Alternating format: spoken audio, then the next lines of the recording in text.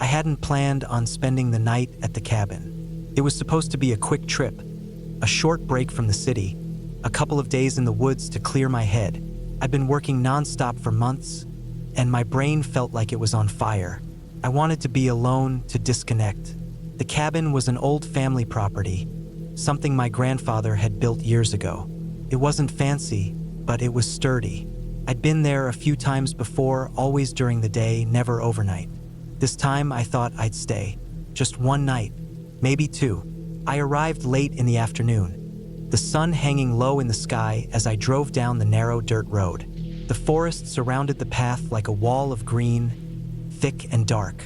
The trees were tall, mostly pine and oak, casting long shadows that stretched across the ground. The air smelled fresh and damp, with the faint scent of pine needles and moss. The cabin sat in a small clearing, tucked just beyond a bend in the road, almost hidden by the thick brush. It was a simple wooden building, weathered from years of rain and snow, but solid enough. The porch sagged a bit on one side, and the windows were dusty. But I liked it. Felt honest, real. I unloaded my things, a small backpack, a sleeping bag, a flashlight, and some food. No cell service out here, and I wanted it that way. The nearest town was miles away. I locked the door behind me and stepped inside. The cabin smelled like old wood and smoke from the fireplace. There were cobwebs in the corners and dust on the floorboards, but otherwise it was clean. A heavy wooden table stood in the center of the main room, surrounded by a few mismatched chairs.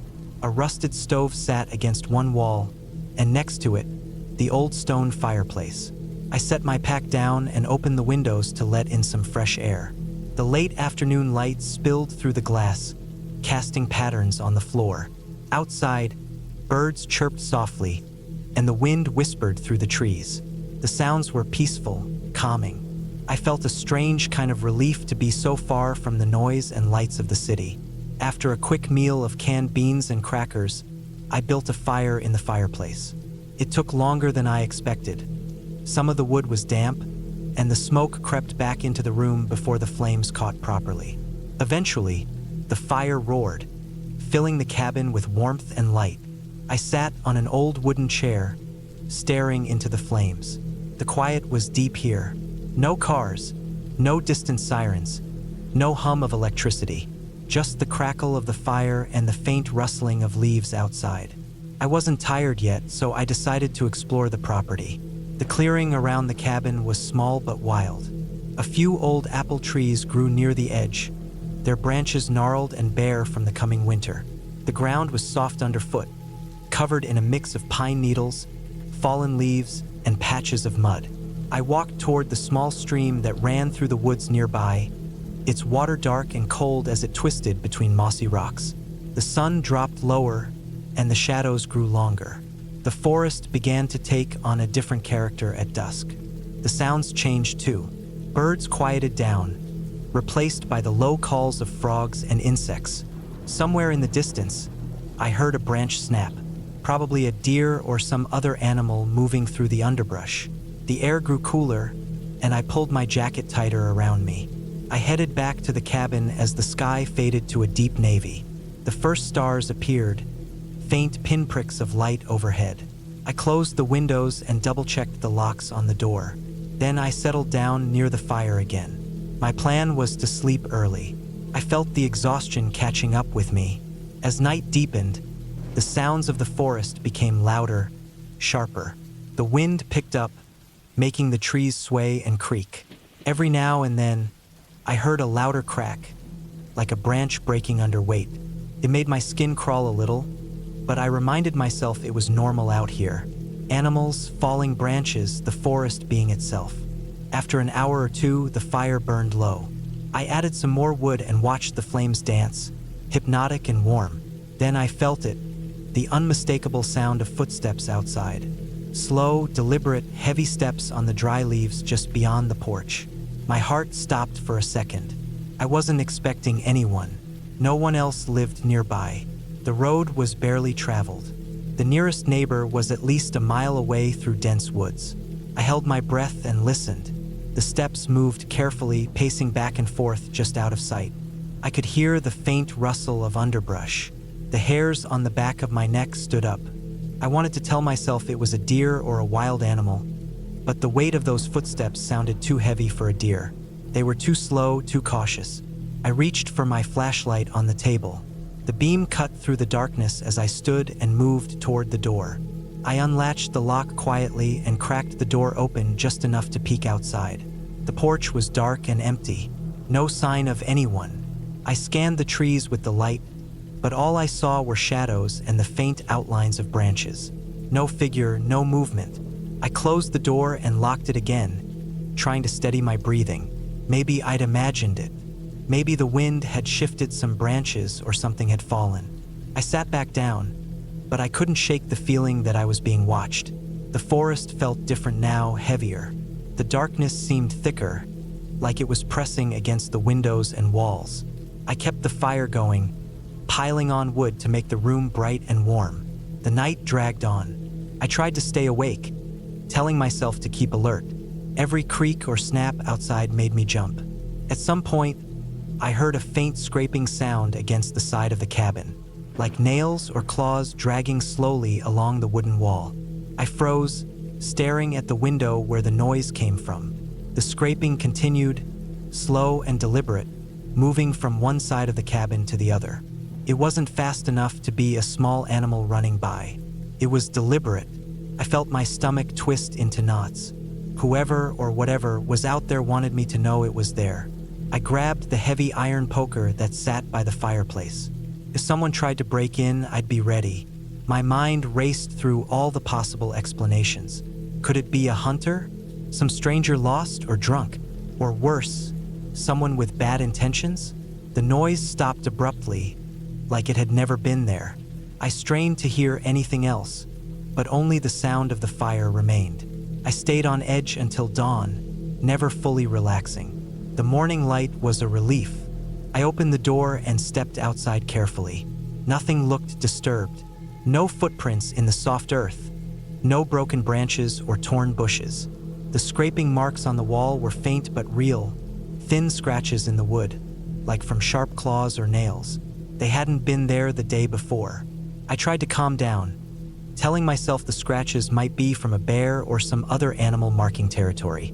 But the slow, steady footsteps at night still didn't sit right with me. I decided to pack up and leave. One night was enough. As I gathered my things, I noticed something odd near the edge of the clearing. A small pile of stones arranged in a rough circle. It wasn't there when I arrived. The stones were different sizes, some smooth river rocks, others jagged and sharp. Inside the circle, the dirt was disturbed, as if someone had dug or scratched the ground. I stepped back, uneasy. Whoever had been near the cabin last night had left a mark. A sign, maybe. I didn't want to stick around to find out what it meant. I locked the cabin one last time and started down the road, the weight in my chest not lifting. As I drove away, I kept looking in the rearview mirror, half expecting to see a figure standing in the clearing, watching. It was only after I got back home, safe in the city, that I realized the scratches on the cabin wall weren't random. When I showed pictures of them to a local park ranger, he told me that bears sometimes do this kind of marking to warn others. But he also said something else, something I hadn't known. Sometimes humans mimic these marks to keep others away, to warn people to stay off private property, or worse, to scare away strangers. I never went back to that cabin after that night. The forest had been quiet in the daytime, peaceful almost, but the things in the dark had left a mark I couldn't ignore. Sometimes the scariest thing isn't what's supernatural or unreal. It's what's real. People, animals, the dark, and the unknown out there, waiting just beyond the light.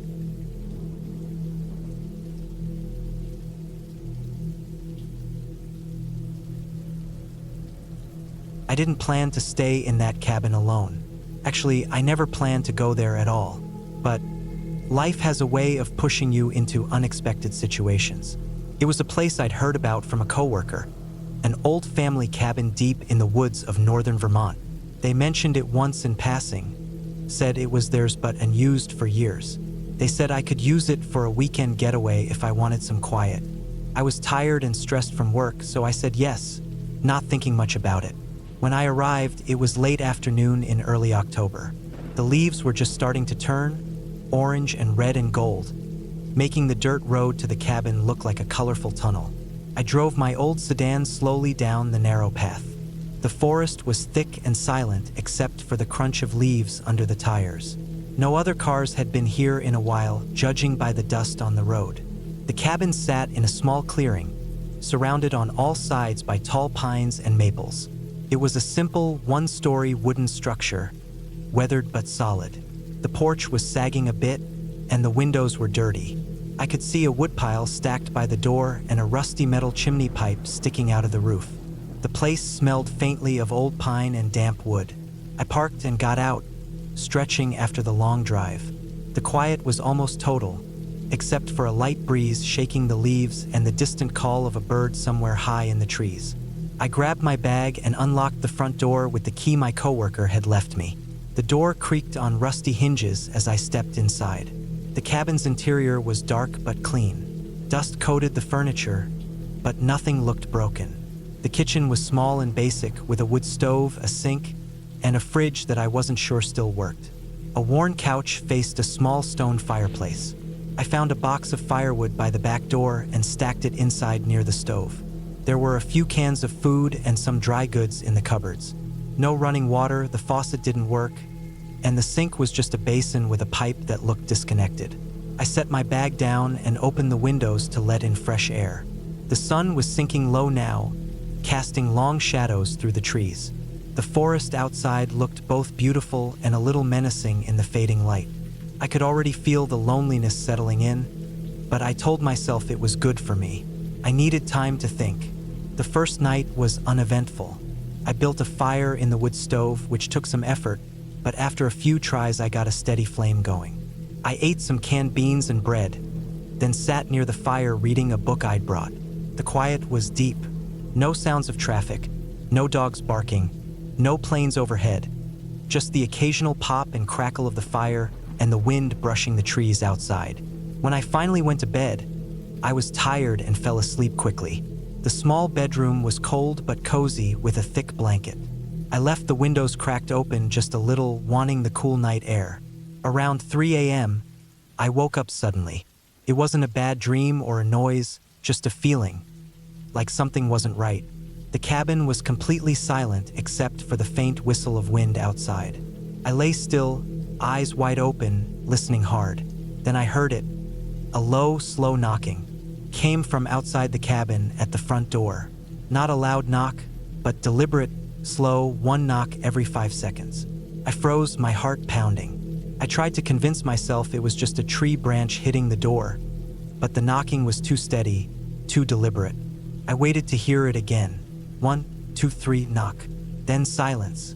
I sat up, my hands shaking a little. I looked out the window toward the porch. The moon was behind a cloud, so I couldn't see much. I wanted to tell myself it was nothing, just the wind playing tricks, but I couldn't shake the feeling. After a few minutes, the knocking stopped completely. I didn't hear anything else outside and eventually managed to fall back asleep.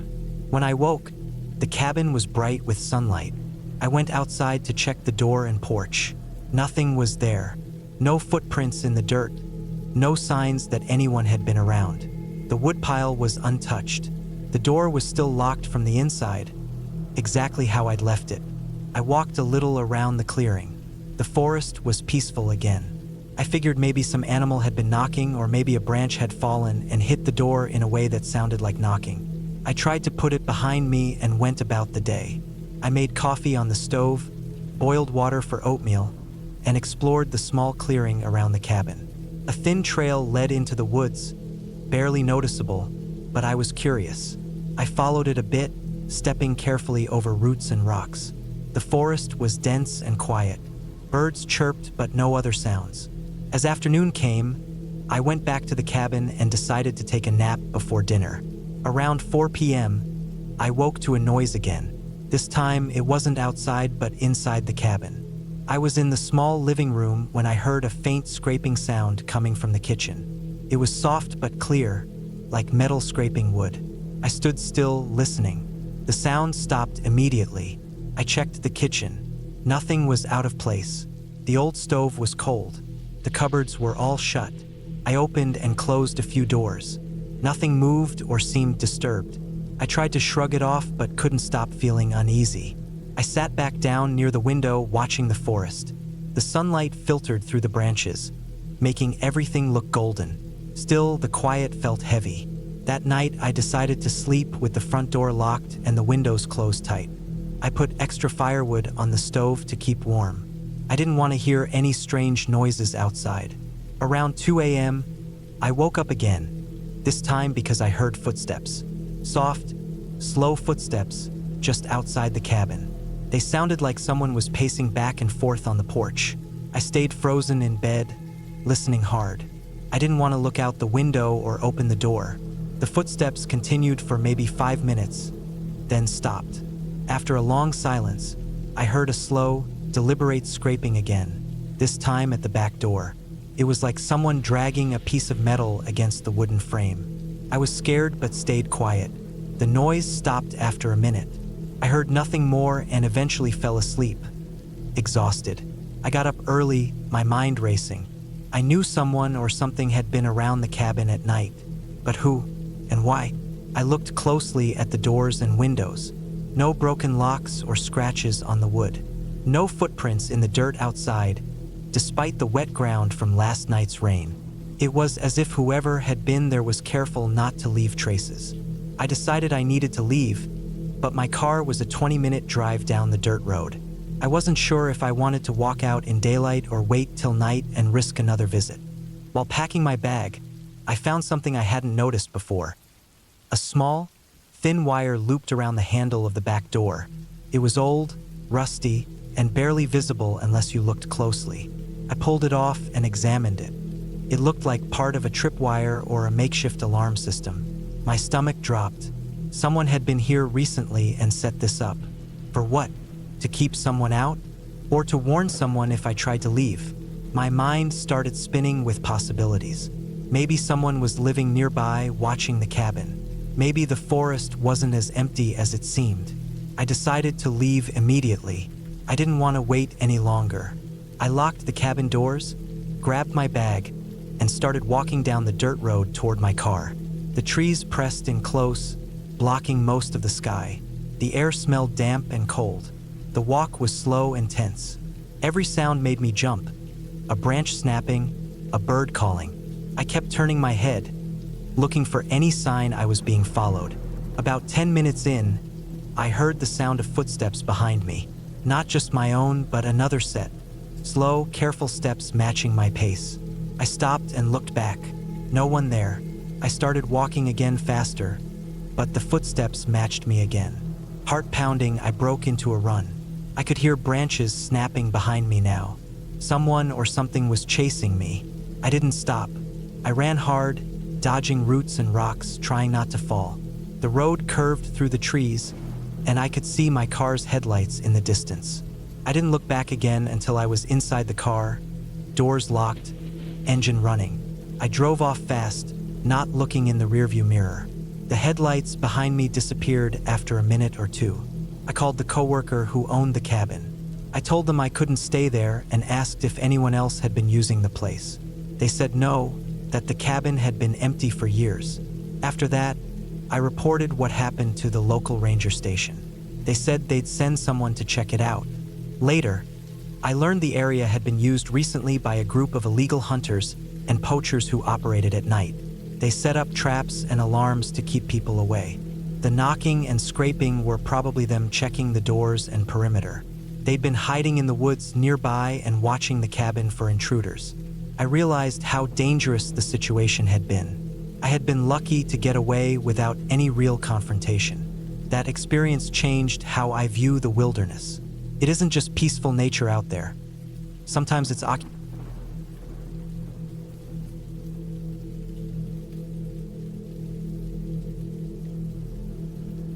The first time I saw the cabin, I wasn't expecting much. It was just a small, wooden structure, hidden deep in the woods, miles away from any road or town. I had rented it for a week to get away from the noise and stress of city life. The idea was simple. No internet, no phone, just silence, trees, and fresh air. I thought it would be peaceful. I was wrong. I arrived in the late afternoon. The sun was low, making long shadows stretch between the tall pines. The air smelled clean but heavy with the scent of damp earth and rotting leaves. I parked my car at the edge of a narrow dirt track and walked the last 100 yards to the cabin carrying my bags. The path was uneven and covered with pine needles, and I noticed that there were no footprints except mine. Felt strangely untouched. The cabin looked old but solid.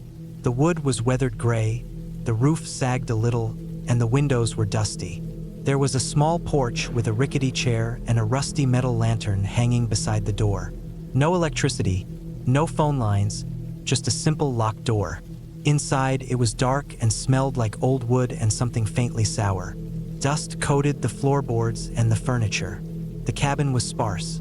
A small kitchen area with a wood stove, a table with 2 chairs, and a narrow bed pushed into the corner.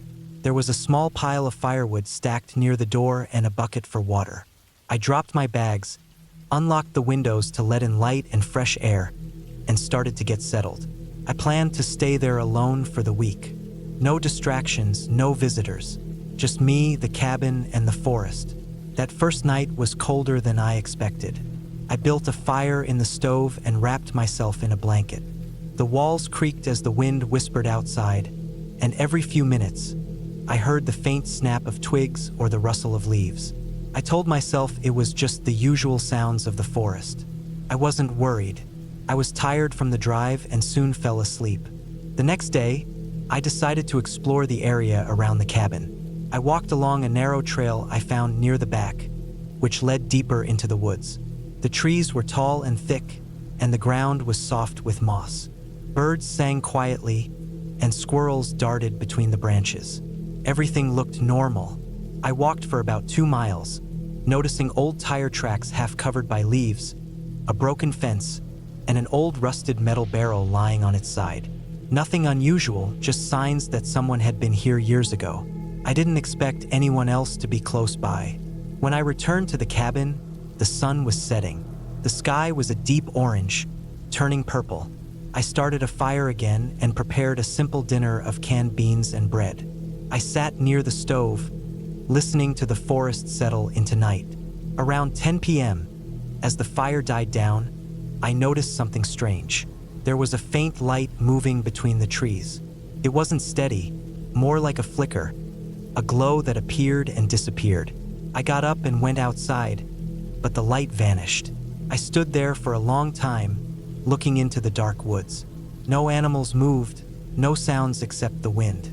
I thought it might be a flashlight from a hunter or a hiker passing by. I wasn't worried but made a mental note to keep the doors locked. The next morning, I found something that made my skin crawl. Near the edge of the porch, someone had scratched letters into the wood of the railing. The letters were faint but clear enough to read, "Go back."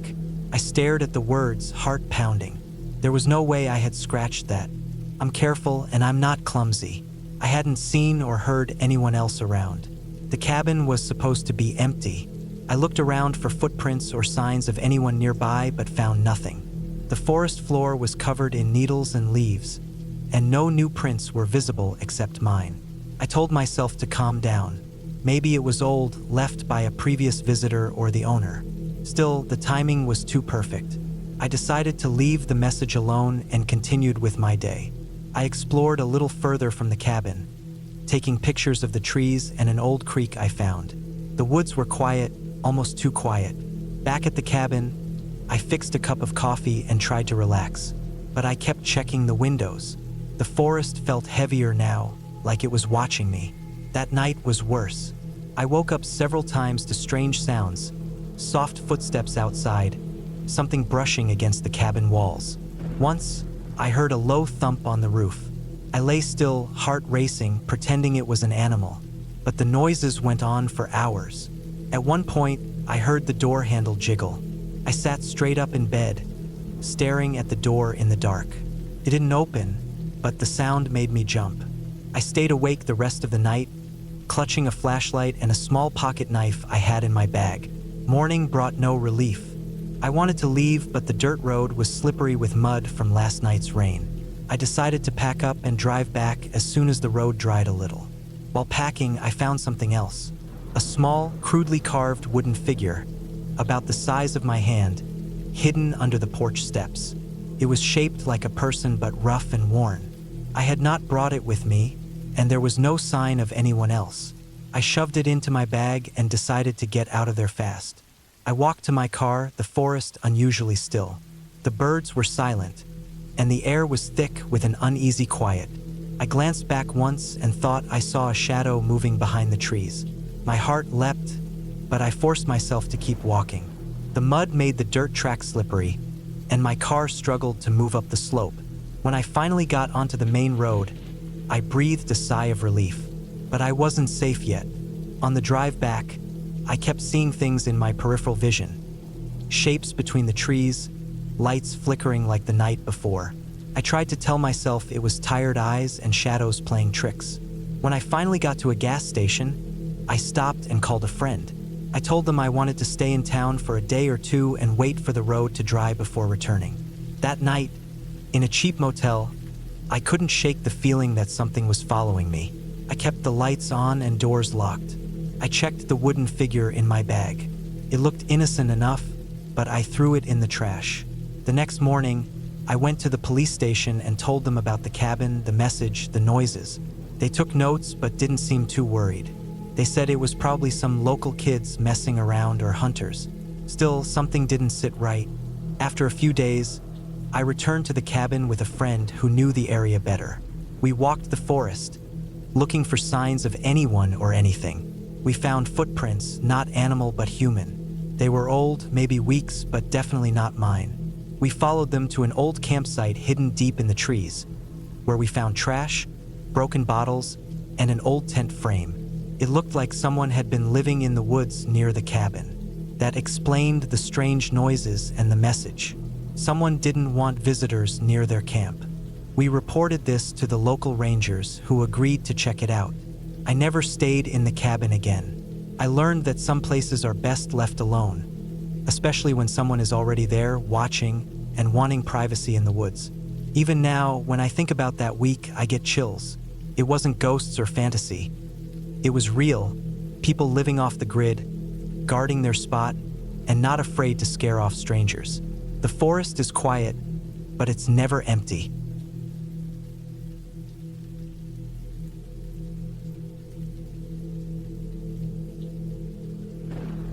I never expected that a simple weekend in a cabin would turn into one of the most terrifying experiences of my life. Not because of ghosts or monsters, but because of something far more real, far more human, and far more dangerous. I'd rented a small cabin deep in the woods about 30 miles from the nearest town. It was late October, and the air had that sharp bite that told you winter was just around the corner. The trees had mostly lost their leaves, the ground covered in a thick carpet of orange, brown, and yellow. The kind of quiet you find in the forest this time of year is something else. It's the kind of silence that presses against your ears, a thick blanket that dulls the sounds of life. Even the wind felt like it was holding its breath. I'd chosen this spot because I needed to disconnect. Work had been brutal for months. Non-stop meetings, emails, pressure. My brain was fried. I wanted nothing but fresh air, a roaring fire, and a couple of days away from people and phones. I packed a backpack with the basics, some food, a sleeping bag, my old camping stove, and a few books. No signal on my phone, but that was part of the plan. The cabin was simple, one room, maybe 300 square feet, built from logs. It had a small wood stove for heat, a bunk bed, and a tiny kitchen area with a sink and a few cupboards. No running water, so I'd brought a few gallons. There was a pile of firewood stacked outside, covered with a tarp. The place looked sturdy, well kept, but it had been clearly empty for a while. I arrived just before sunset. The dirt road leading up was rough and narrow, barely wide enough for a single car. I parked and unloaded my gear, feeling the immediate calm of the place settle into me. The sky was a deep purple, the stars just starting to peek through. I made a fire quickly in the stove, the warmth filling the room, and sat down with a book. The cabin was dark except for the orange glow flickering on the walls and the occasional crackle of the fire. Outside, The forest stretched endlessly. I could hear distant sounds, the snap of a twig here, the hoot of an owl there, but nothing close enough to disturb me. I told myself I was safe here. The first night passed quietly. I slept under a thick blanket, waking briefly when the temperature dropped. The stove kept the cabin warm enough, but I could hear the wind howling outside. When morning came, the light poured in through the small windows, painting the wooden walls golden. I spent the day hiking nearby, exploring the trails around the cabin. The forest was beautiful in a wild, quiet way, with dead leaves crunching underfoot and cold, clear air. I collected some kindling and stacked it by the door, took pictures of the scenery with my old camera, and made a simple lunch on the stove. As the afternoon moved toward evening, I started to notice a small feeling I couldn't shake, a prickling at the back of my neck, like something was watching me. I told myself it was just the solitude getting to me. After all, I hadn't spent this much time alone in years. The silence, the isolation, it was unfamiliar. That night, I made a bigger fire, hoping the warmth would keep the unease away. I sat near the stove, flicking through my book but unable to focus. The wind had picked up, rattling the window frames and making the whole cabin creak. At some point, I thought I heard footsteps outside, slow, heavy, dragging along the dirt and leaves. I froze, straining to listen. The sound stopped. I told myself it was an animal or the wind. The next morning, I found something that made my blood run cold. Near the back door, just outside the cabin, were deep, wide footprints pressed into the dirt. They were too large to be mine and not like any animal tracks I'd seen. The shape was almost human, big, flat, and with toes, but the size was off. At least a foot long, maybe bigger. I crouched down, studying them, heart pounding. The prints led away into the woods but didn't come back. I took pictures, trying to keep calm.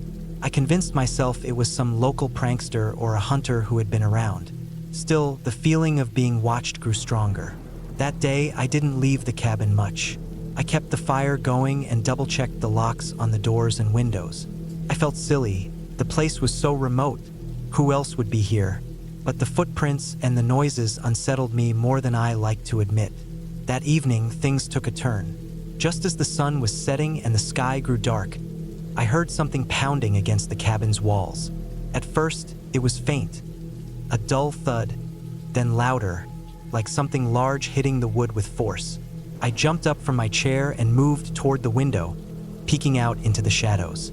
Nothing. The pounding continued, slow and heavy, as if someone was trying to break in or send a message.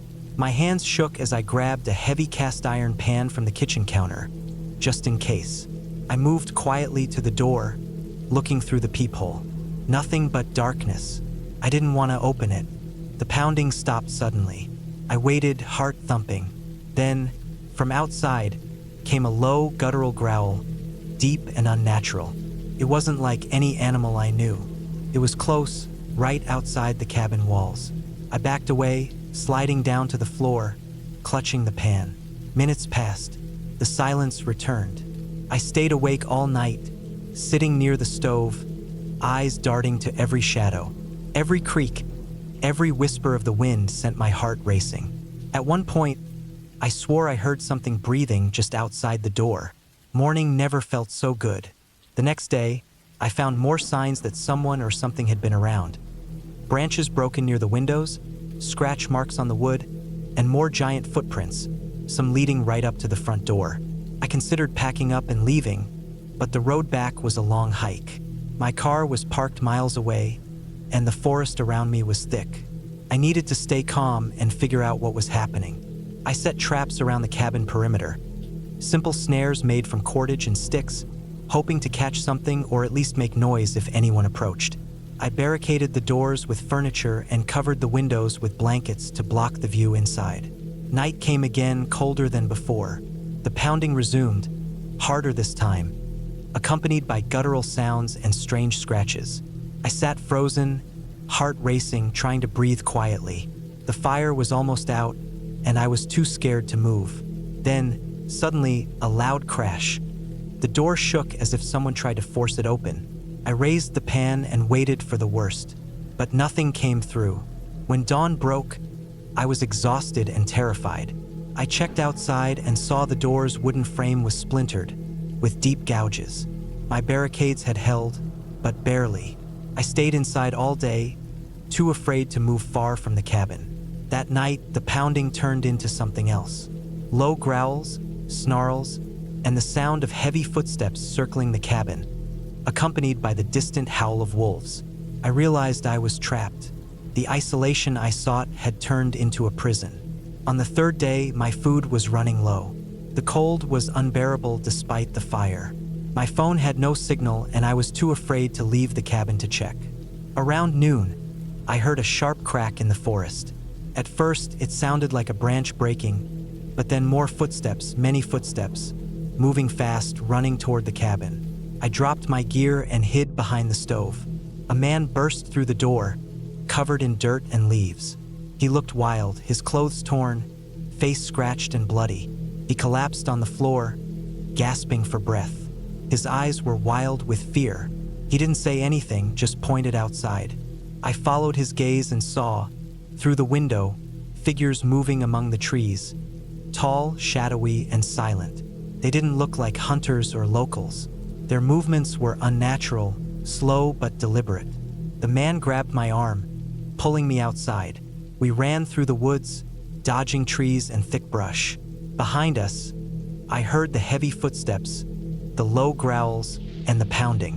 We ran until we couldn't anymore, finally reaching a logging road where a truck was parked. The man flagged it down and the driver let us in. Safe inside the truck, I realized the full scope of what I'd experienced. The footprints, the sounds, the pounding. It wasn't animals and it wasn't ghosts. It was a group of men, feral and desperate, living in the woods and hunting people who stumbled into their territory. They were ruthless and dangerous. The man who helped me had escaped from them after being held captive for weeks. I never went back to that cabin. The memory of the pounding, the growls, and the feeling of being hunted still haunts me. It was a harsh reminder that sometimes the scariest things aren't supernatural, they're all too human.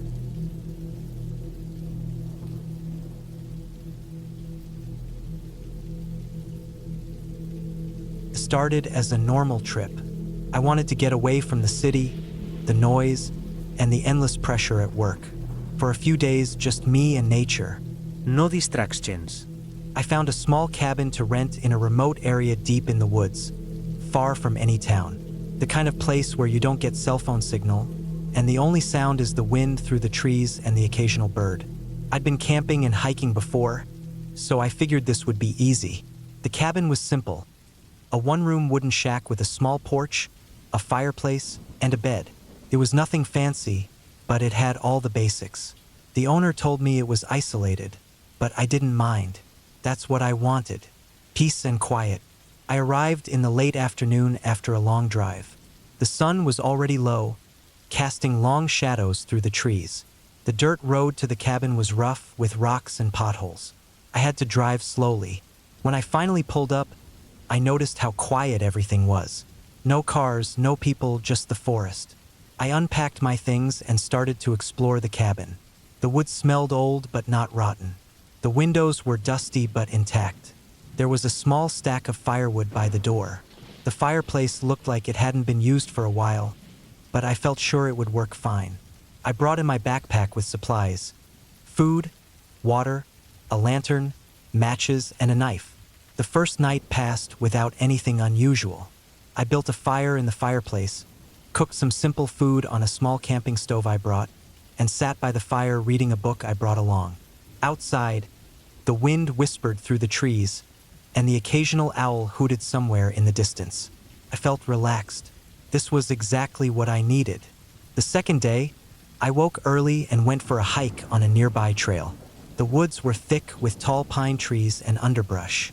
The trail was narrow but easy to follow. I carried a map and compass, and I marked the cabin's location carefully in my mind and on the map. The forest was beautiful and peaceful.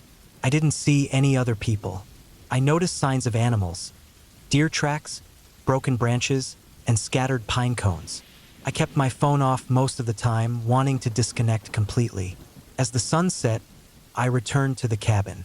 This time, the wind was stronger and the sky was cloudy. I made a fire again and ate dinner. I noticed the air was cooler now.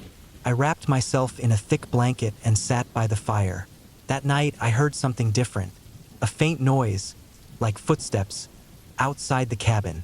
At first, I thought it might be an animal, maybe a deer or a raccoon. But the footsteps sounded too heavy, slow, and steady. They circled the cabin once or twice, then stopped. I froze and listened. The wind died down for a moment. The footsteps started again, this time moving away slowly into the forest. I waited a long time, staring into the dark window, but saw nothing. No flashlights, no people, just black trees. I told myself it was nothing, just my imagination or an animal. But I couldn't sleep well that night. Every creak of the wood, every rustle of leaves, made me jump. The third day, I stayed mostly inside. I tried to keep busy, reading, cleaning, writing notes. The wind was constant now. I noticed the cabin felt colder, even with the fire going. In the late afternoon, while chopping wood outside, I noticed something odd on the ground near the edge of the clearing. A small pile of stones arranged in a rough circle, with a few sticks standing upright inside the circle. It looked like someone had made a crude marker or signal. I thought it was strange, but didn't want to jump to conclusions. Maybe previous visitors left it. I knocked it down and scattered the stones. Later, as I prepared dinner, I heard the footsteps again, this time closer. I looked out the window but didn't see anyone. The porch light wasn't strong, but it showed the empty clearing. The forest behind was dark and thick. That night, I tried to sleep with the door locked and my knife close at hand. But the footsteps kept me awake. They circled the cabin, stopped near the window, then retreated. The fourth day, I decided to hike out to the nearest town to get cell signal and check in with someone. I packed light, grabbed my map, and started walking down the dirt road. It was about 5 miles to the main highway. The walk was long but uneventful. I passed through dense woods and a few small clearings. I noticed old tire tracks on the road, not fresh, but recent enough to suggest someone else had driven through recently. At the highway, I found a small gas station and called my office. Everything was fine. I told them I'd be back in a few days. I also bought some extra food and a portable phone charger. When I returned to the cabin around dusk, I felt better. I thought maybe the footsteps were just pranksters or hunters passing by. I was going to stay alert but not let fear control me. That night, something changed. Around midnight, I was awakened by a loud banging on the front door. Hard, repeated knocks that shook the wooden frame. I jumped out of bed and grabbed my flashlight and knife. The knocking continued, heavy and angry. I shined the light through the window and saw nothing but darkness. The wind howled, making the knocking sound louder. I wanted to open the door and see who was there, but something stopped me. Fear, maybe, or just caution. The knocking stopped suddenly. Silence. Then, footsteps retreating fast into the woods. I waited for a long time, listening, but nothing returned. I stayed awake the rest of the night, keeping the fire burning bright. The next morning, I inspected the door. The wooden frame was scratched and dented from the knocks. On the porch, I found a long, thin branch with bark stripped off in places. It looked like it had been used to hit the door. I felt uneasy. Whoever did this knew where I was. They could have waited until I opened the door. The fifth day, I stayed inside all day. I didn't want to hike out again in the dark woods. I kept the fire going and checked all the windows and doors to make sure they were secure. I even pushed some heavy furniture against the door to add extra strength. I tried to think logically. Maybe it was some local troublemakers or hunters passing through, but the area was supposed to be quiet and private. That evening, I prepared to sleep with the door barricaded again. But around 2 a.m., I woke to the sound of something heavy smashing against the side window. I grabbed my knife and flashlight and rushed to the window. I could see nothing but shattered glass on the ground and the dark forest beyond. The fire was almost out, and the cold crept in. I put on my coat and boots. I knew I had to get out. I packed quickly, grabbed my backpack, and opened the back door quietly. The back of the cabin faced a steep drop-off into the woods. I hoped I could sneak down the hill and find a way back to the road. The forest was thick and dark. I used my flashlight, but the beam barely cut through the blackness. I could hear my own breath and the crunch of dry leaves underfoot. I moved fast, trying not to make noise. The cold air burned my lungs. I was scared someone was following me. After about an hour of walking downhill, I heard voices. Low, angry voices. Men talking in whispers but with sharp tones. I ducked behind a tree and tried to stay silent. The voices grew closer. I could hear heavy boots on the ground. I stayed still and quiet, heart pounding. Then, I heard one voice say, "Did you check the cabin? She's gone." Another voice replied, "Yeah, no sign. Maybe she ran." They sounded frustrated. I waited until the voices faded away. Then I ran as fast as I could back up the hill and toward the road. When I reached the dirt road, I started running in the direction of the highway. I didn't stop. It was early morning when I finally reached the highway. A car passed by, and I waved my arms until the driver stopped. I told them what happened and asked to use their phone. The police arrived a few hours later, but when we went back to the cabin, no one was there. No footprints or signs of anyone else. Just broken glass and a few knocked over logs. They searched the area but found no one. They told me that sometimes, in isolated places like this, people looking for privacy or illegal activity can be dangerous. Sometimes they scare off visitors. The cabin owner called me later, shocked by what happened. They said no one else had reported problems before. I never went back. I sold my gear and swore off remote cabins. What I learned was this: isolation can be peaceful, but it can also be dangerous. When no one is around, you are truly alone, and sometimes others don't want you there. I'm glad I got out when I did. It wasn't ghosts or monsters that scared me, it was real people. And that, for me, was worse.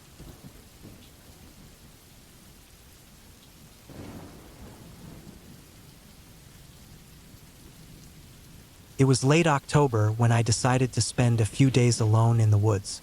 I had been working nonstop for months, and I needed a break. Something away from the noise of the city and the constant buzz of people and machines. I wasn't a stranger to camping or cabins.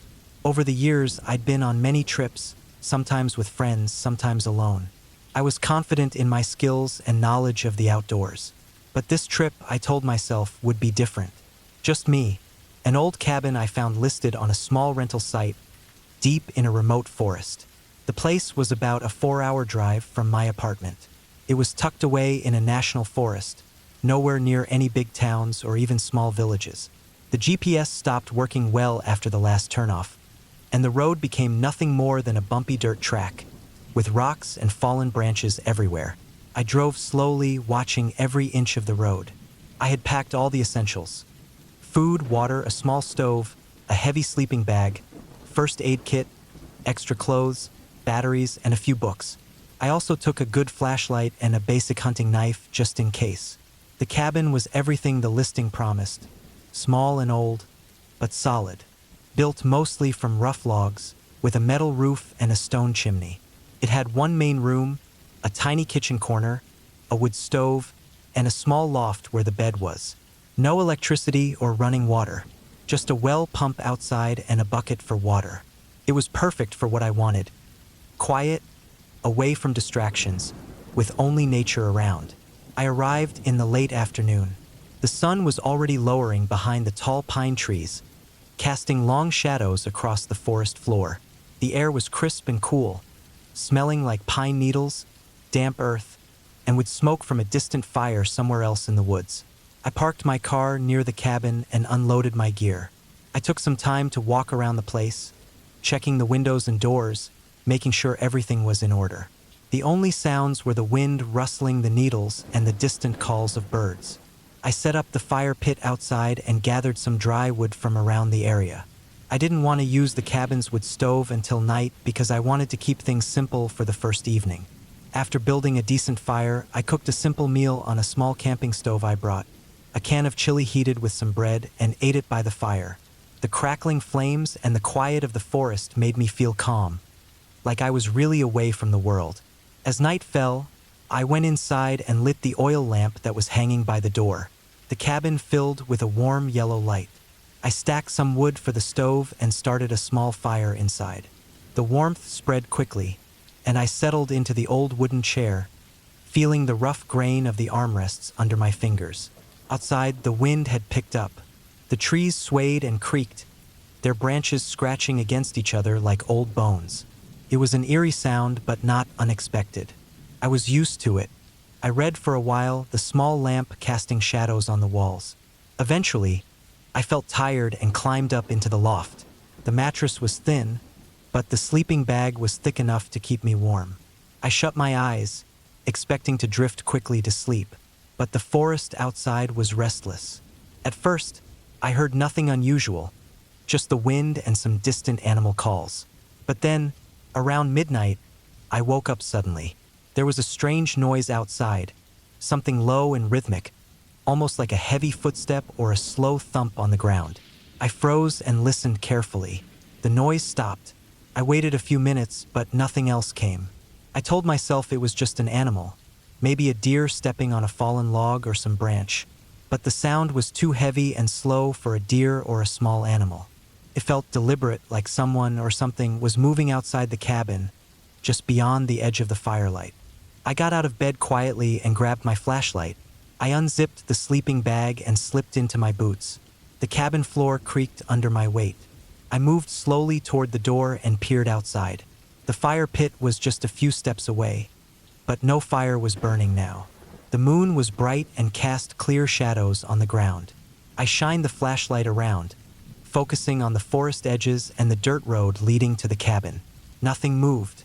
No eyes reflected in the beam, no signs of life. The forest was silent again except for the wind. Still, I felt uneasy. I went back inside, locked the door, and checked the windows, making sure the old bolts were secure. Then I grabbed the knife from the table and kept it by my side on the bed. I lay back down, but sleep was hard to find. Every creak of the cabin, every rustle of the trees, made me tense up. I tried to tell myself it was nothing, just the forest doing what forests do at night. A few hours later, just before dawn, I heard the noise again. This time it was different. It was sharper and closer, like someone tapping slowly on the wooden wall of the cabin. Top, top, top. I sat up immediately, heart pounding. The sound was steady, slow, and deliberate. It didn't stop for a long moment. Then it stopped altogether. I grabbed my flashlight again and shone it at the wall where the tapping had been. There was nothing there. No marks, no scratches, no footprints on the ground nearby. The sun began to rise, painting the sky with soft pinks and blues. I stayed awake the rest of the morning, pacing the cabin and watching outside. I didn't hear or see anything else strange during the day. I spent the next 2 days exploring the nearby woods, collecting firewood, and reading. During daylight, everything seemed peaceful. Birds sang, squirrels moved about, and the forest felt safe. But at night, the noises returned. On the second night, the tapping came again, but this time at the window nearest the bed loft. I woke up to it, frozen, listening as the tapping echoed through the quiet room. I turned on the flashlight and shined it toward the window.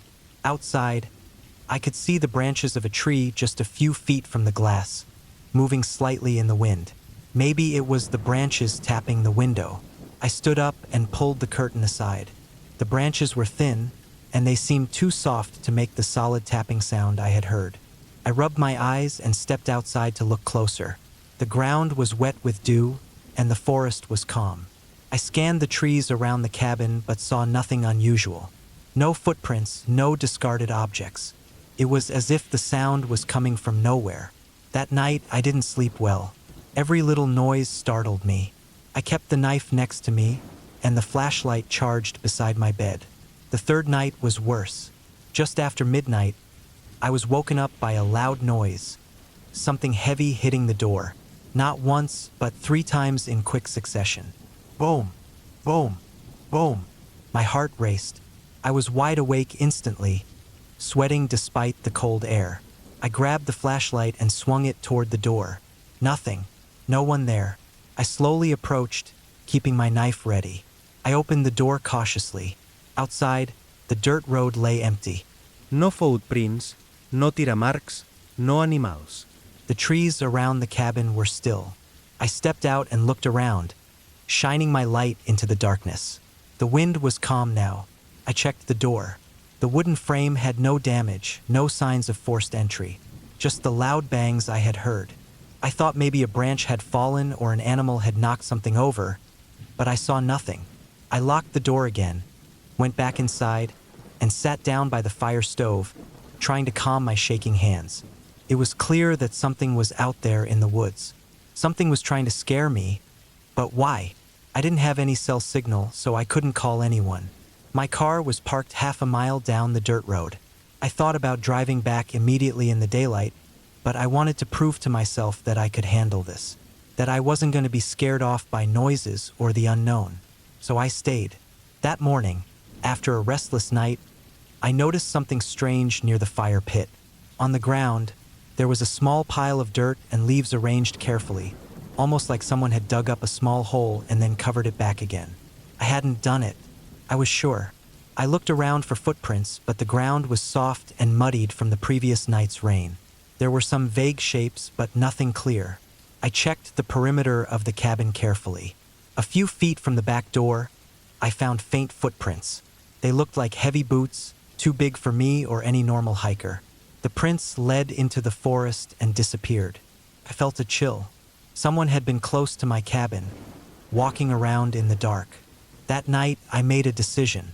I would stay awake as long as I could, keep the fire going, and be ready to defend myself if needed. I stacked a big pile of wood into the stove and lit it, filling the cabin with warmth and light. The fire was my shield. Hours passed slowly. I kept checking the windows, listening for any sound. Then, just as the night was about to end, I heard it again.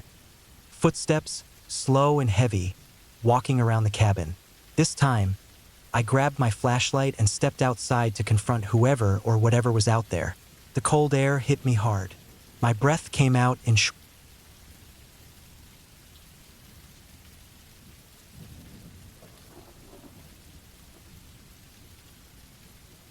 It started as an ordinary trip. I needed a break from everything.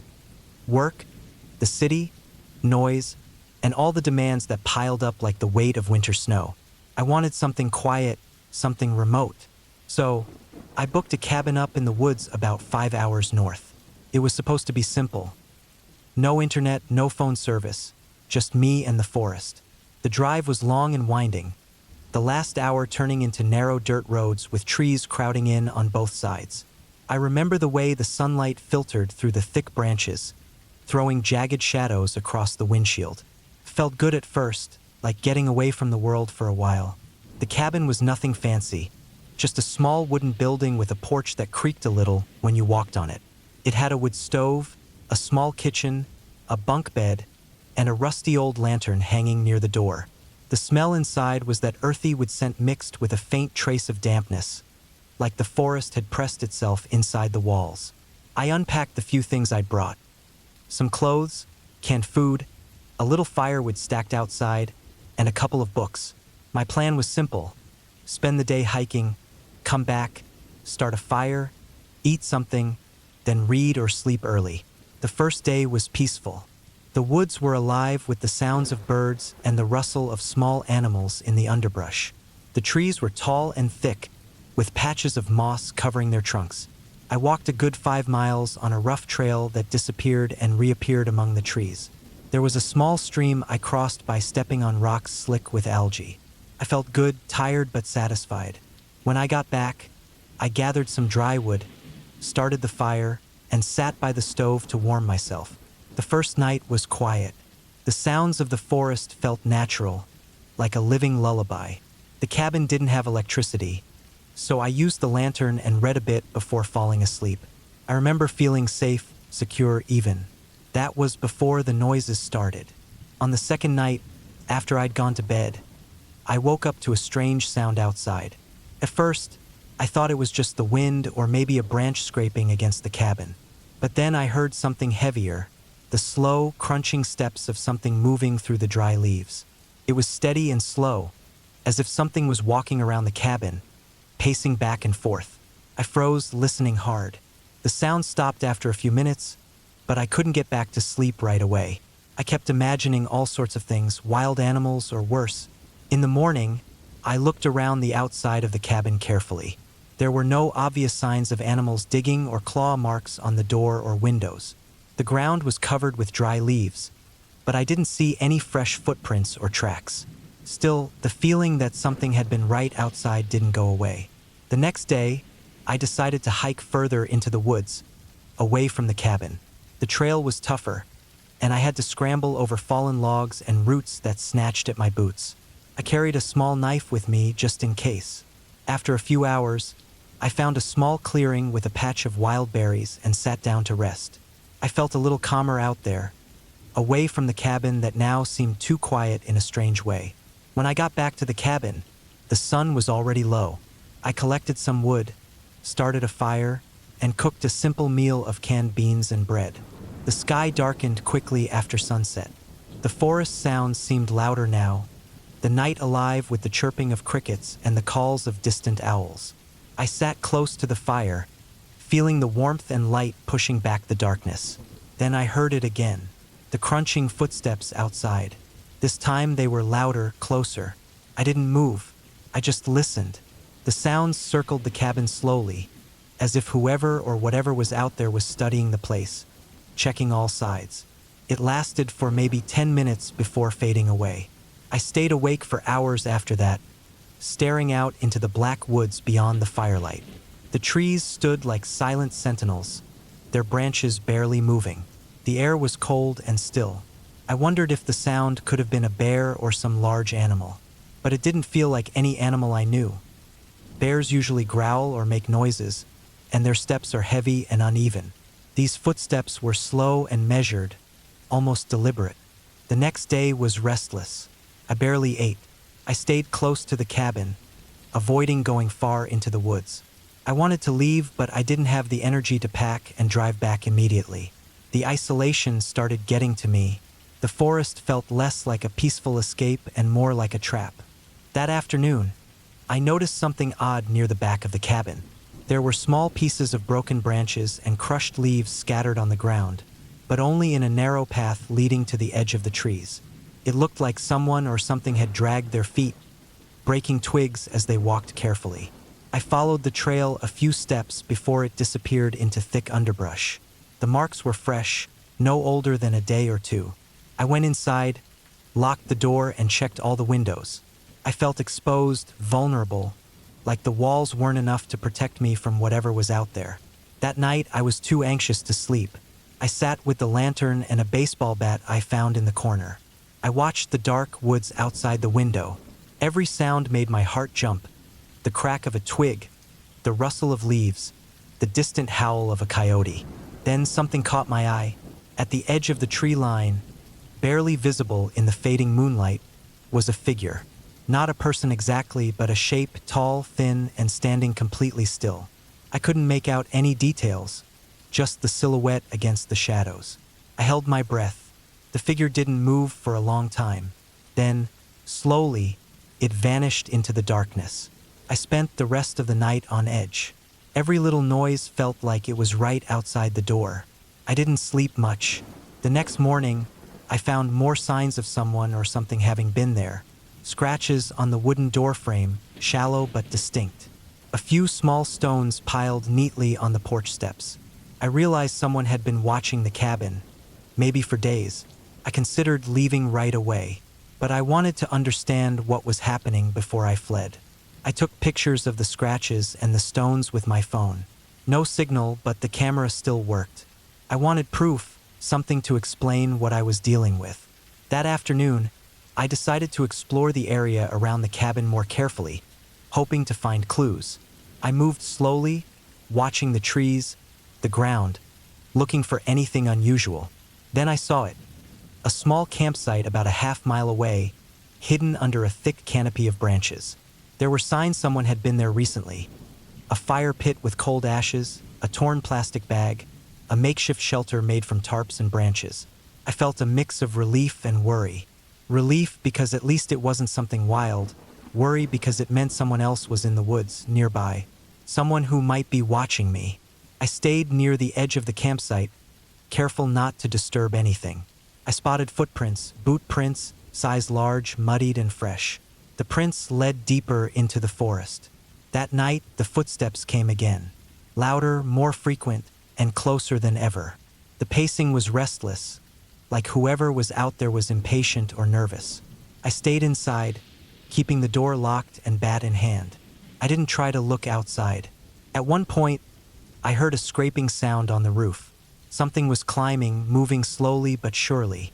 My heart pounded so hard I thought it might burst. I stayed still, trying to control my breathing. Then the sound stopped. I didn't sleep that night. When dawn finally broke, I stepped outside cautiously. The ground beneath the porch had fresh claw marks. I realized the thing on the roof was probably an animal, maybe a raccoon or something bigger, but I couldn't be sure. I spent the day packing my things, planning to leave before dark. But before I could get into the car, I heard a noise behind me. I spun around. A man stood there, wearing worn clothes, dirty boots, and a hat pulled low over his eyes. He didn't say a word, just stared. I didn't know what to do. He looked rough, someone used to the woods. I slowly backed away, keeping my eyes on him.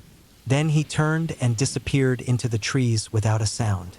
I got into the car and drove off as fast as I could, my hands shaking on the wheel. I didn't stop until I reached a gas station miles away. Later, I reported what happened to the local ranger station. They said the area had a few people who lived off the grid, sometimes trespassing on private property, but usually avoiding contact. They advised me to be careful and stay away from the woods there for a while.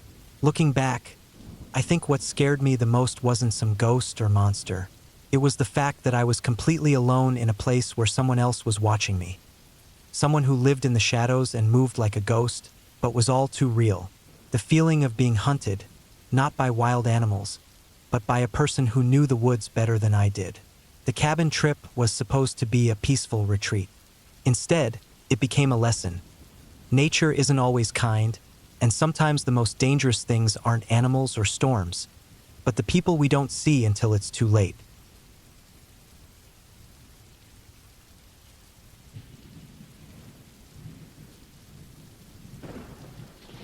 I'm not sure why I agreed to go to that cabin alone.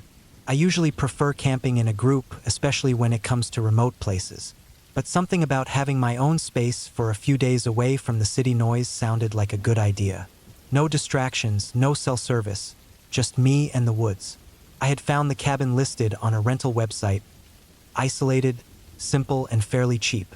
The photos showed a small wooden house with a chimney and a porch overlooking a clearing in the forest. It looked perfect for what I wanted, peace and quiet. I packed lightly but with what I thought was enough for a weekend: food, water, some warm clothes, my sleeping bag, and a few books. I didn't bring any fancy gear or weapons. I've been out in the wild before and never felt I needed to carry anything more than a basic knife and some matches. The drive out was long but uneventful. I left the highway early and followed the GPS through winding gravel roads that got narrower the further I went. The trees thickened around me until I was surrounded by nothing but tall pines and oaks.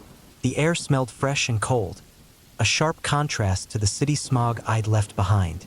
When I finally reached the small clearing where the cabin stood, I pulled in and turned off the engine. The place was exactly like the photos, maybe even more rustic than I expected. The wood on the walls was weathered, but the roof looked solid. The porch creaked under my boots as I stepped out. I could hear the wind through the trees, a faint rustling of leaves, and somewhere in the distance, the quiet hum of a small stream. I unloaded my bag and set about getting a fire started. The cabin had a wood stove, which was good because it was already getting chilly. I found some dry wood stacked nearby and some kindling in the shed. After a few failed attempts, I managed to get the stove going, and the warmth quickly filled the room. I spent the first evening reading by the fire, listening to the sounds outside. No cars, no planes, just the occasional bird and the distant howl of a coyote. The sky was clear, and the stars were bright. I felt relaxed in a way I hadn't for months. The first night went fine. I slept well wrapped in my sleeping bag, with the stove warming the small space. The quiet was actually comforting. The next morning, I woke early and decided to explore a little around the cabin. There was a narrow dirt trail that led into the woods, so I followed it for about an hour. The forest was thick but peaceful, with patches of sunlight filtering through the leaves. I didn't see much, just squirrels, some birds, and the usual bugs. I found an old, rusted-out metal barrel a little way down the trail and some broken glass nearby, but no real signs of recent human activity. It looked like the area hadn't been used much in years. That was fine by me. I liked that kind of solitude. Back at the cabin, I spent the afternoon reading and writing in my notebook. I was careful not to stay out too late because the light faded quickly under the thick canopy. Dinner was simple, canned beans and some bread. Nothing fancy, but filling. Around dusk, I noticed the wind picking up, making the trees sway and creak louder. The sky had turned a dark gray, and I thought rain might come. I checked the stove and stacked more wood before settling in for the night. This second night was when things started to change. I was lying in my sleeping bag, the stove still burning low, when I heard a noise outside. At first, I thought it was the wind, branches scratching against the cabin walls or the roof. But then I heard it again, a distinct scraping sound, like something heavy being dragged over dirt or gravel. My heart rate sped up a little. I wasn't afraid yet, but I was alert. I grabbed my flashlight and quietly unzipped the sleeping bag, trying not to make too much noise. The cabin was small and dark except for the faint glow of embers in the stove. I turned on the flashlight and shone it through the window toward the porch. The beam swept over the trees and the clearing, but I didn't see anything. No movement, no shadows. The wind howled louder, and the scratching noise stopped. I waited for a while, listening. After a few minutes, I thought maybe it was just an animal, a deer or some other creature moving near the cabin. Nothing else happened, so I relaxed and went back to bed, though I kept the flashlight close. The third day was colder and cloudier. The sky stayed gray all day, and a light drizzle began in the afternoon. I stayed inside mostly, keeping the stove going and trying not to think too much about the noises from the night before. Around evening, the scraping sound came back. Louder this time. It was definitely outside. Started just after the sunset and lasted maybe 10 minutes. I could hear twigs snapping and something moving slowly across the ground. I decided to get up and check again, but when I opened the door, the air was damp and cold. The porch was wet from the drizzle, and the forest was dark and quiet except for the rain tapping on the leaves. I shined the flashlight into the woods but saw nothing. No footprints in the soft dirt or mud. No broken branches. I scanned every direction but came up empty. Still, the feeling that someone or something was nearby wouldn't leave me. I went back inside and locked the door. The cabin had a simple latch and a deadbolt. I made sure both were secure. That night, I didn't sleep well. Every little noise woke me, and I kept thinking about the scratching and dragging sounds. My mind raced through possibilities. Wild animals, hunters, or maybe other people camping nearby. But no one had been visible so far. The fourth day was the worst. When I woke up, the stove had gone out overnight, and the cabin was cold. I went outside to gather wood for the fire, and that's when I noticed something. Near the edge of the clearing, not far from the porch, were footprints. They were large and deep in the muddy ground, definitely human. But the prints looked old, maybe a day or two, and they didn't match any shoes I had. They were boots, heavy, maybe military style. I walked the trail and looked for more signs, but the prints ended abruptly at the edge of the trees. No clear path, no other tracks nearby. The feeling of being watched returned stronger than before. Later that afternoon, I was sitting by the stove when I heard a loud knock on the cabin door. My heart jumped. I wasn't expecting anyone. I froze, listening. Another knock, louder this time. I stood slowly and went to the door, peeking through the small window. No one was there. I opened the door cautiously, flashlight in hand, and stepped outside. The clearing was empty. No footprints or signs anyone had just knocked. The rain had stopped, but the ground was still wet. I checked the perimeter carefully but found nothing. That night, I kept the door locked and even wedged a chair against it for extra security. I stayed awake longer than usual, listening to every sound. Around midnight, The knocking came back, soft but steady, like someone tapping with fingers. I didn't answer. I just stayed silent, trying not to breathe too loudly. The knocking stopped after a few minutes. I didn't hear anything else until dawn. By morning, I was exhausted and uneasy. I packed my gear quickly, deciding to leave. Before I left, I took one last look around the cabin and noticed something chilling. On the porch, scratched into the wooden floorboards, were deep marks, like claw or knife scratches, arranged in a pattern. I couldn't understand it at first, but they looked deliberate, not random. The scratches looked fresh, as if made just the night before. I didn't touch them. I grabbed my bag, locked the door, and headed back down the trail. The drive back was tense. I kept glancing in the rearview mirror, half expecting to see headlights or a vehicle following me. But the road was empty. I didn't stop until I reached a small town with cell signal. I called the local ranger station and reported what I had experienced. The ranger said the area was known for some illegal activities. Poachers, sometimes trespassers, but there were no reports of anyone missing or harmed lately. They suggested I avoid going back alone and to always let someone know my plans.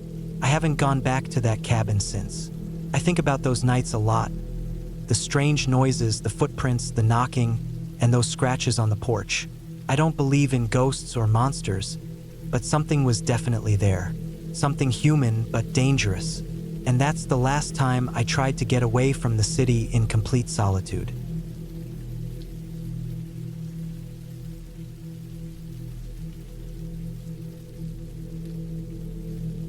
I'd never thought I'd end up in a place like that cabin, out in the middle of nowhere with nothing but the trees, the wind, and a cold, dark sky.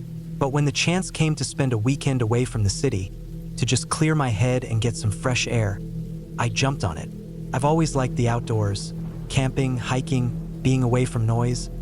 But this trip was different from all the others I'd done before.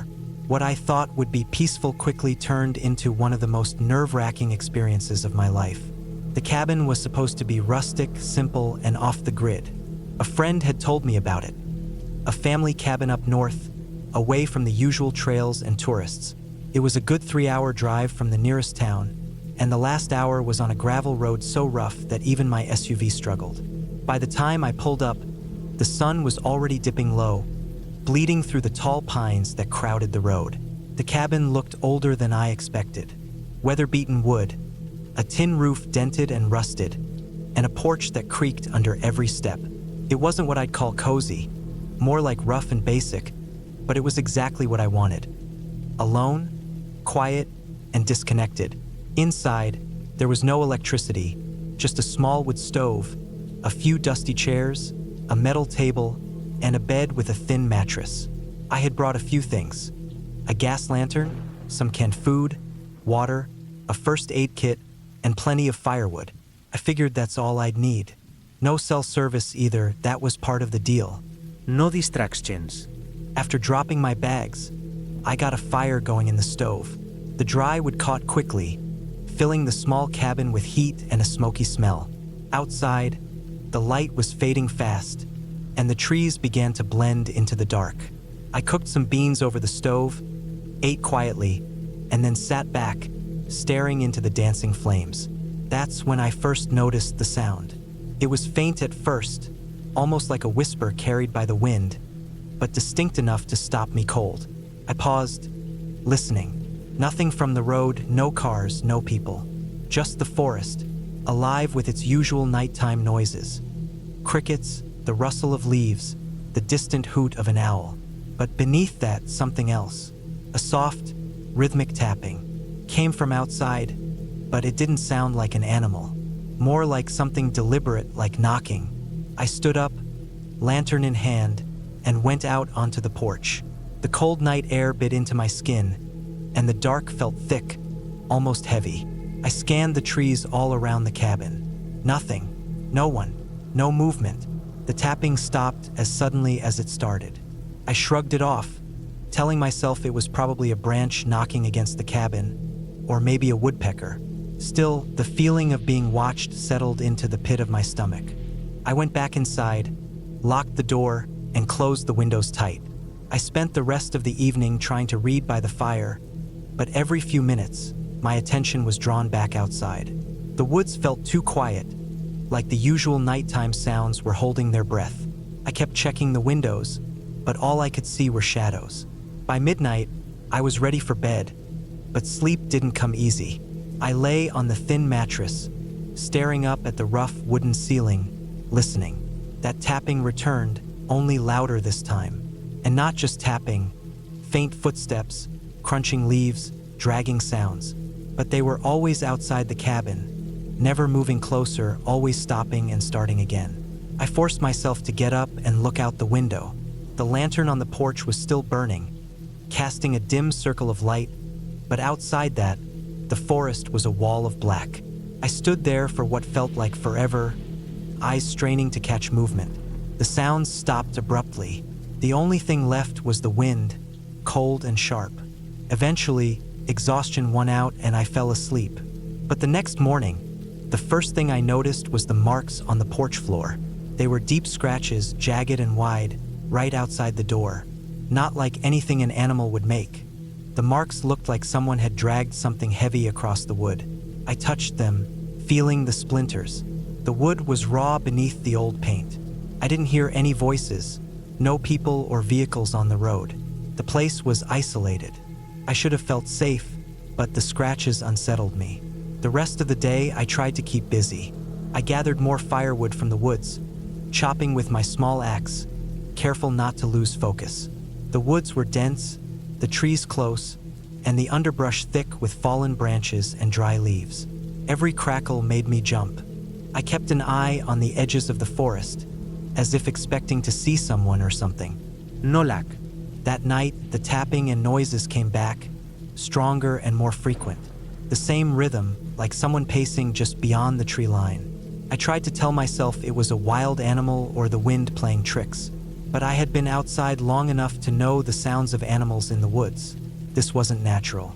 Around 2 a.m., the noises stopped again. I waited in silence, then heard a sharp knock on the cabin door. One knock, slow and deliberate, then silence. I froze, my heart pounding so loud it felt like it would burst from my chest.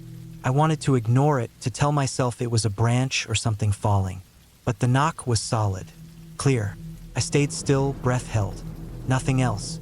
In the morning, I found another clue. This time, a set of footprints in the dirt just a few feet from the porch. Heavy boots, big and wide, but smeared with mud. I traced the prints with my hand, feeling the cold earth. They came from the edge of the woods and stopped abruptly at the porch steps. No footprints on the porch, no sign that anyone had tried to get inside. I hadn't seen or heard anyone that day, but the footprints proved something or someone was close. Closer than I liked. Over the next 2 days, I tried to ignore the feeling of being watched. I kept the fire going, locked the doors, and stayed inside as much as possible. I took short walks during the day, but always with my axe in hand. On the third night, the cabin felt like a trap. The tapping started earlier, right after sunset, and got louder. The footsteps followed, slow and methodical, circling the cabin. Then something new, a scraping sound, like metal dragged across wood, that lasted for nearly 10 minutes. I sat frozen, clutching my axe, waiting for the sound to stop. When it finally did, I got up and peered out through a crack in the window. At first, I saw nothing but shadows and trees. Then, just beyond the porch light, a dark shape moved. It was hunched, large, and carrying something long and thin, maybe a crowbar or a pipe. I snapped back from the window and locked the door tighter. My mind raced. Why would someone come here, alone at night? What did they want? I had no phone signal, no way to call for help, no neighbors nearby. I was trapped.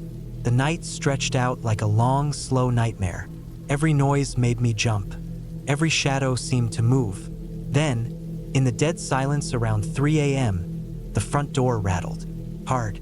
Someone was trying to get in. I gripped my axe tightly, heart hammering. The door shook again, and then the lock gave way with a snap. The door swung open a few inches. I raised the axe and stepped forward, but no one came inside. The cabin was empty. I stared into the darkness beyond the doorway. Outside, footsteps ran away into the woods. I slammed the door shut and bolted it.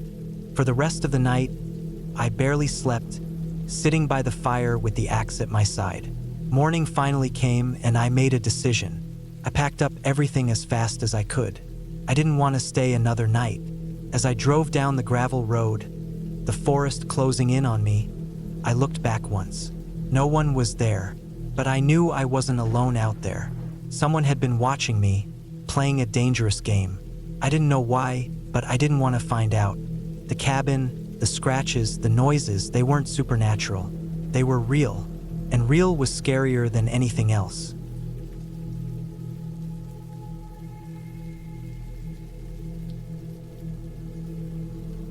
I never thought a simple weekend trip could turn into one of the scariest experiences of my life. I've always liked the outdoors, camping, hiking, fishing, stuff like that. I'm not an expert, but I know how to be careful and prepared. Still, the cabin trip I took a few months ago was something else entirely. I want to tell it exactly as it happened without changing a thing, because there were no ghosts, no monsters, just real fear born from real things. I had been looking forward to this trip for a while. I found the cabin online, some old rental place about 2 hours out of town, deep in the forest. It was a small cabin, rustic but clean, with no electricity and no internet, which was perfect for getting away from everything. I packed my gear the night before. Some canned food, bottled water, a lantern with extra batteries, a first aid kit, a good knife, and a few blankets. I made sure to bring my phone, though the website warned there was no signal out there. Better safe than sorry. I left early Saturday morning, driving out on winding roads lined with tall pine trees. As I got closer, the air seemed to get cooler, and the noise of the highway faded until all I could hear was the wind through the trees and the occasional bird call. When I finally arrived, the cabin looked exactly like the pictures. A small wooden building with a porch and a stone chimney. There was a gravel parking area, but no other cars or signs of people around. Just the cabin and the woods. The sun was still high, so I unloaded my gear and took a quick walk around the area. The forest was thick with tall pines and oaks. The ground was soft with pine needles and leaves. The cabin was on a small clearing, maybe half an acre, with a small stream running nearby. The air smelled fresh, like earth and wood smoke. It felt peaceful, but quiet in a way I hadn't noticed before. No distant sounds of cars or planes, just nature. I spent the afternoon unpacking and setting up. The cabin had a small wood stove for heat, a table, 2 chairs, a bed frame with a mattress and some shelves. There was a bucket for water, but no running water inside. Outside, I found a well and a pile of firewood stacked near the porch. I filled my water bottles from the well and got the fire started for the stove. I cooked a simple meal, canned beans heated over the stove, and then settled in with a book. As evening came, the light changed. The sky went from bright blue to soft pink, then dark purple. Shadows grew long across the clearing, and the sounds of the forest shifted. Birds stopped singing, replaced by crickets and the occasional hoot of an owl. I lit the lantern and sat by the stove, feeling the warmth spread through the cabin. Around 9 p.m., I decided to get ready for bed. I stacked some wood in the stove and put on a sweater. Outside, the wind picked up a bit, making the trees sway and creak. I closed the windows and locked the door, then lay down on the mattress with my blankets.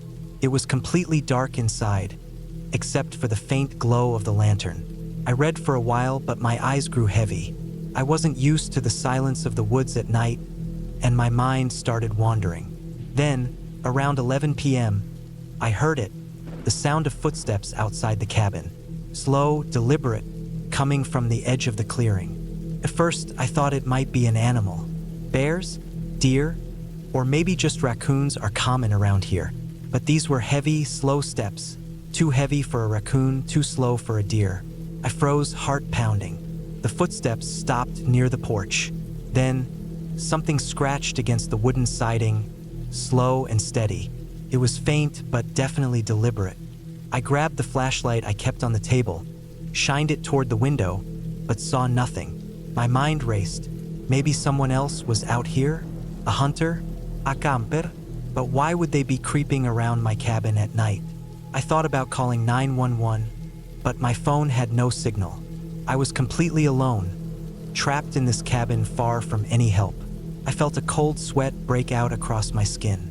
I tried to stay calm, thinking it might just be an animal or the wind playing tricks on me. But then I heard a low, guttural sound, almost like a growl or a deep hum, coming from just outside the door. I stood up slowly and walked toward the door, gripping my flashlight and knife tightly. The sound stopped. I looked out through the window again. Nothing but the dark forest. I checked the locks, made sure the door was secure. Then I sat back down, trying to calm my breathing. The footsteps started again, this time moving around the cabin, circling slowly, like someone was watching me. I felt trapped. The cabin was small, and there was no escape without going through the woods.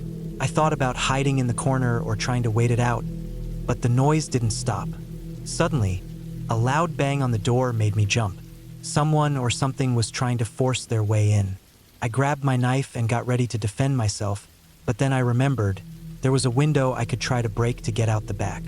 I didn't want to stay inside if someone was trying to break in. I ran to the window and tried to open it, but it was stuck. I kicked at it hard, and it cracked but didn't break all the way. The banging on the door continued, stronger now, almost like they were trying to break it down. Panic was rising in my chest. I was alone, no signal, no way out except through that window or the door. Then the banging stopped. Silence. I waited, holding my breath. Suddenly, I heard footsteps running away, fast now, crashing through the brush toward the deeper forest.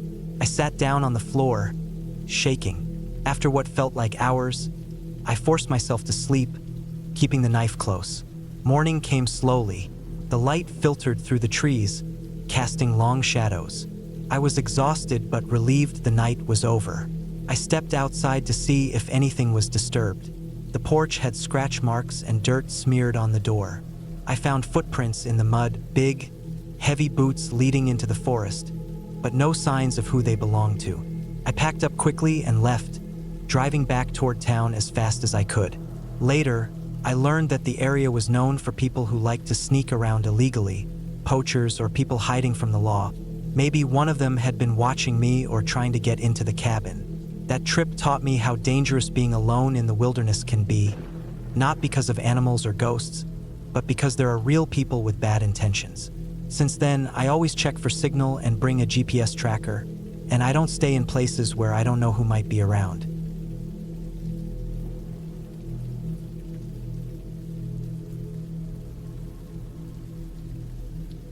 I want to tell you about the scariest night I ever spent at a cabin. It wasn't a ghost story or some fairy tale. It was something real, something that still gives me chills when I think about it, even years later. I don't remember exactly how long it took me to calm down after that night. Maybe a few weeks, maybe more. It was so clear in my head, like a movie playing on repeat. It started when I decided to take a break from everything. The city noise, the stress at work, the never-ending distractions. I found this cabin online, a small place deep in the woods. It wasn't fancy, just a wooden cabin with basic electricity and water, tucked away in the middle of nowhere. No neighbors for miles. Exactly what I wanted. I was going to spend a weekend alone, just me, the trees, and silence. The drive to the cabin was already a hint of what was to come. The GPS stopped working about 10 miles before I got there, and the road narrowed into a dirt path barely wide enough for one car. Tall pine trees lined both sides, and their shadows stretched over the road, even in the daylight. I kept glancing at the sky through the trees. The sun was already low. I figured I'd get there just before dark. When I finally pulled up to the cabin, I noticed it looked older than the pictures. The wood was worn, some of the paint peeling off. The porch creaked under my feet as I stepped out. I took a deep breath, feeling the crisp air fill my lungs. No sounds except for the wind through the trees and a few birds chirping far away. I unlocked the door and stepped inside. The cabin smelled like wood smoke mixed with a faint smell of damp earth. The windows were covered in thin curtains that barely let any light in. Inside, there was a small kitchen with a wood stove, a table, and a few chairs. A couch sat against one wall, and a small bedroom with a bed and a dresser was at the back. I unpacked my things quickly, wanting to get settled before dark. The sun was almost gone by the time I finished. I started a fire in the stove to warm up the room. Outside, the woods grew darker and more silent. I decided to take a quick walk around the cabin before night fully settled. I grabbed my flashlight and stepped outside. The forest felt different now. The sounds I had heard during the day, birds, squirrels, even the wind, all seemed to stop. The trees towered above me, their branches like long fingers reaching down. The beam of my flashlight cut through the dark, but only for a few feet ahead. Beyond that, it was just black. I walked around the cabin once, noticing the footprints in the dirt nearby. I was the only one who had been here today, so they had to be mine. Still, I paused when I saw fresh tracks that didn't match my shoes. They were larger, deeper, and moved from the edge of the woods toward the back of the cabin. I felt a little uneasy, but told myself it was probably an animal. I went back inside, locked the door behind me, and closed all the windows. The cabin felt smaller and colder now that the light was gone. I turned on a small battery lamp, sat on the couch, and tried to relax. That night, I barely slept. Every time I closed my eyes, I heard noises outside, twigs snapping, leaves crunching. Sometimes it sounded like something heavy was moving just beyond the window. Around midnight, I got up to check the fire. The wood was burning low, so I added more logs. When I looked outside, the woods were pitch black except for the circle of light from my small porch lamp. Then I saw it, a shape, dark and still, standing at the edge of the light. I froze. The figure didn't move or make any sound. It just stared. My heart pounded so loud I was sure it could be heard through the walls. I reached for the flashlight, but my hands shook so badly I dropped it on the floor. The light rolled and then stopped, pointing directly at the figure. The shape was gone. I checked every corner of the cabin, every window, every door. No sign of anyone outside. I tried to tell myself it was just my mind playing tricks in the dark. Still, I couldn't shake the feeling that I wasn't alone. For the rest of the night, I stayed near the fire, clutching a knife I found in the kitchen drawer. Every little sound made me jump. The wind howled through the trees, and I swear I heard whispering, but no words I could understand. Morning came slowly, like a relief I hadn't realized I needed. The sun peeked through the trees and lit up the cabin. I opened the door and stepped outside to look around again. No tracks, no footprints, nothing that explained the shape I saw. I stayed outside for a long time, listening to the birds and the rustling leaves. The forest seemed peaceful again. I thought about leaving right then, but something made me stay. The rest of the day passed in a blur. I tried to focus on small tasks, gathering firewood, cleaning the cabin, making a simple meal. But my nerves never fully settled. That night was worse than the first. The noises grew louder, closer. Something was circling the cabin, moving just beyond the trees. I heard branches snapping repeatedly on one side, then footsteps on the other. It was like something was watching me, studying me. At one point, I caught a glimpse of glowing eyes in the dark. Not an animal's, these eyes were too big, too steady. They didn't blink or move like a deer or coyote. They just stared. I didn't sleep at all that night. I stayed awake, pacing inside the cabin, listening and waiting. When the sun finally rose, I was exhausted, shaking, and scared. I decided I couldn't stay another night. But when I went to start the car, it wouldn't turn on. I tried the ignition over and over, but nothing. The battery was dead or something was wrong. I was stuck. I looked around the clearing, hoping to see someone. A neighbor, a hiker, anyone. But the woods stretched in every direction, empty and silent. I went back inside, feeling trapped. I grabbed my phone, but no signal. No way to call for help. Panic started to rise. I sat down and tried to think logically. The cabin was small, but had some food and water. I could wait for someone to come by, or try to walk back to the main road. But I didn't know how far it was. And if whatever was out there was still around, I wasn't sure walking into the woods alone was a good idea. I decided to wait it out until nightfall and try the car again then. The hours dragged by slowly. I kept the fire burning and stayed near the door, knife in hand. When night came, the noises started again. But this time, they weren't just outside. I heard sounds from the attic, footsteps, scratching, something heavy moving above me. The cabin creaked as if the whole place was alive. I knew no one else was supposed to be here. The owner had told me no one else lived nearby. So what was in the attic? I grabbed my flashlight and climbed the narrow stairs to the small attic room. It was dark and dusty, filled with old boxes and cobwebs. But there was no one there. Then I heard a soft thud from behind one of the boxes. I shone the flashlight and saw a hole in the floorboards, broken and rotten. Through the hole, I could see a dark crawl space.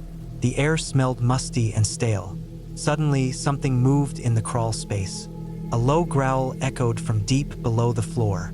I jumped back and slammed the attic door shut. For a moment, I considered leaving everything behind and running out into the woods. But I knew that wouldn't solve anything. I spent the next few hours barricading the attic door and trying to calm down. When the sun finally rose, the noises stopped. The next morning, I found fresh claw marks on the outside of the cabin near the attic window. Something had tried to get in. I packed my things quickly and decided to try the car again. This time, it started. I didn't waste a second. I pulled out of the clearing and drove fast down the dirt road. I didn't look back until I reached the main highway, where the trees finally opened up and the world felt safe again. I've thought about that night so many times since. What was out there in the woods? What made those glowing eyes? What was in the attic crawl space? I never found out. The cabin was abandoned after that. No one ever rented it again. I still get chills thinking about it. Sometimes, even in the city, when I'm alone, I swear I hear branches snapping or a low growl from the shadows. And I remember that night how real fear is and how it doesn't need ghosts or monsters to exist. Sometimes the scariest things are the ones you can't see, just feel watching you in the dark.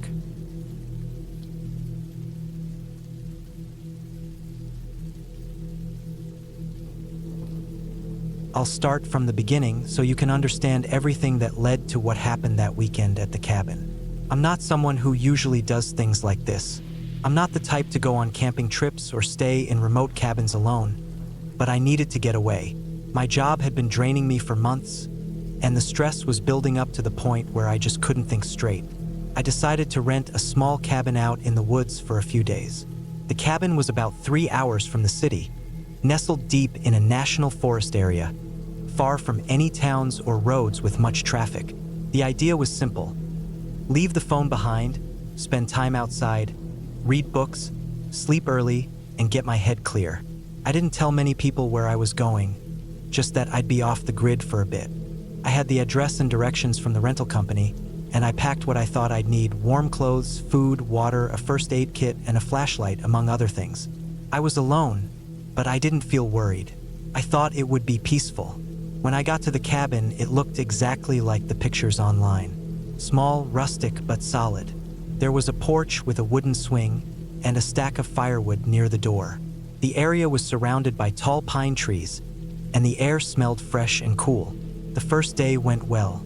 I unpacked, made a fire, cooked some food, and settled in with a book. As the sun set, the forest grew quiet. The only sounds were the crackling fire and the occasional rustle of leaves in the wind.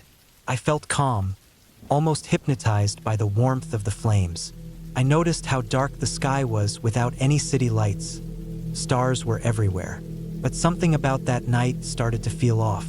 I went inside to sleep early, but I couldn't shake a feeling of unease. Every small noise made me jump.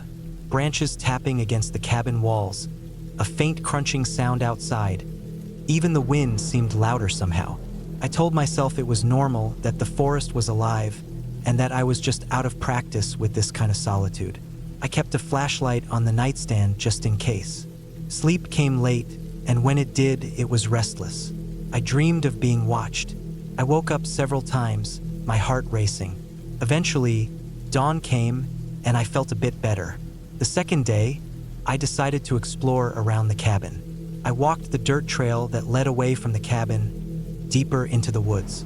The trail was overgrown in some spots, like it hadn't been used much. I saw animal tracks, deer, raccoons, maybe a coyote. Nothing dangerous, I thought, I made mental notes of how far I'd gone so I could find my way back. I also noticed something strange. Some of the trees around the cabin had marks on them, scratches or gouges in the bark. They looked fresh but didn't seem like the work of animals. I looked around carefully but didn't see any obvious signs of people nearby. I brushed it off as natural marks or maybe from some heavy machinery used to clear the path before. Back at the cabin, I started to feel more uneasy as the evening came again. I didn't want to admit it, but the feeling from the first night was back, stronger. It was as if someone was watching me from just beyond the trees.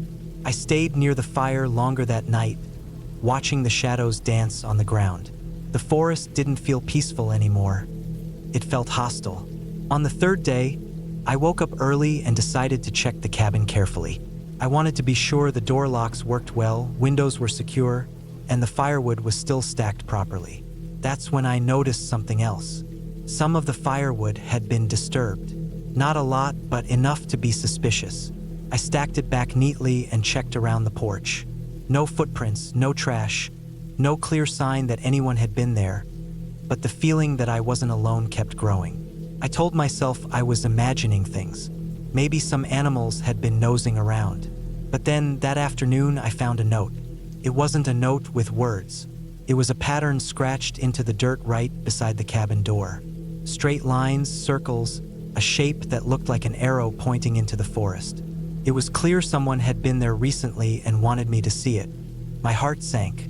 I didn't know what to think. I didn't know if it was a prank, some hunters messing with me, or something worse. I stayed inside the cabin for the rest of the day, locking the doors and windows, double-checking the flashlight batteries. When night came, I barely slept. The fourth day was the worst. At some point in the early morning, I woke up suddenly. My heart was pounding, breath short. I heard footsteps outside. Not soft, but heavy, slow, deliberate. I stayed still, frozen. The footsteps moved around the cabin perimeter, sometimes stopping, then starting again. I looked out the window but only saw darkness and tree shapes.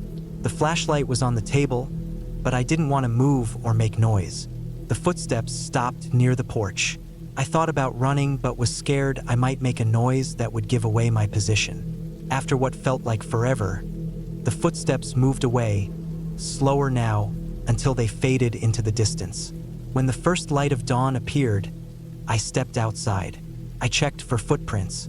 There were several sets of heavy boot prints in the mud near the porch, some going into the woods, some coming back.